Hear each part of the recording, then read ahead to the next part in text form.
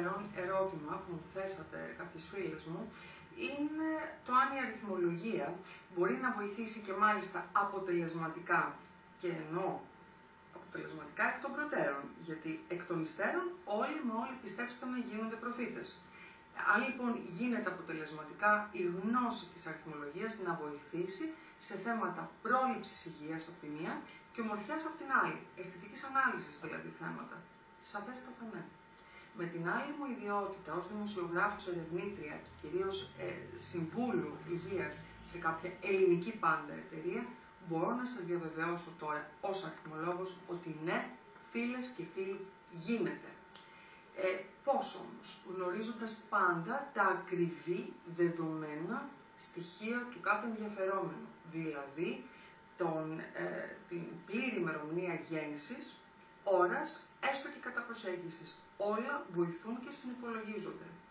Σε αυτή την περίπτωση ο αριθμολόγος συνυπολογίζει, συνεκτιμά πράγματα και βλέπει στην πορεία ζωής του ατόμου ποια είναι η τάση και τι συμπτωματολογία σε θέματα ασθενειών μπορεί να παρουσιάσει το άτομο. Και εκεί να δώσει τις σωστές, πάντα διατροφικές διαβίου συνήθειες. Γιατί τα χρόνια που είμαι στην αριθμολογία και κάνω τις έρευνές μου, έχω διαχωρίσει βάσει του κάθε αριθμού πεπρωμένου κάποια στοιχεία, μετά εξατομικεύονται ανάλογα στο άτομο, για όλη τη ζωή. Διαβίου δηλαδή συμβουλές ομορφιάς από τη μία και διατροφικές συνήθειες από την άλλη. Και νομίζω ότι είναι η ώρα να περάσουμε στον αριθμό νούμερο 4.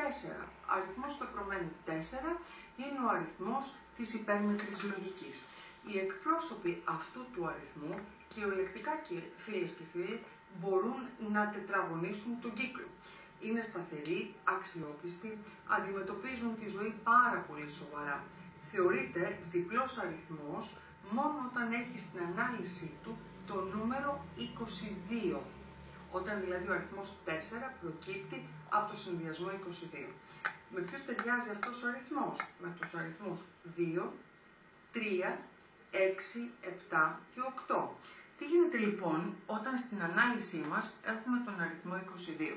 Είναι ο αριθμός δηλαδή που έχει πολύ ανεκτικότητα, γιατί δανείζεται στοιχεία και από τον αφανή ήρωα που είδαμε, από τον αριθμό 2. Σημαίνει ότι έχει ανεκτικότητα, φιλεύσπλαχνα αισθήματα, ιόβια υπομονή αν θέλετε, ισχυρή θέληση, επιμονή και γενικότερα είναι ένας αριθμός με απέραντη, άπειρη καλοσύνη.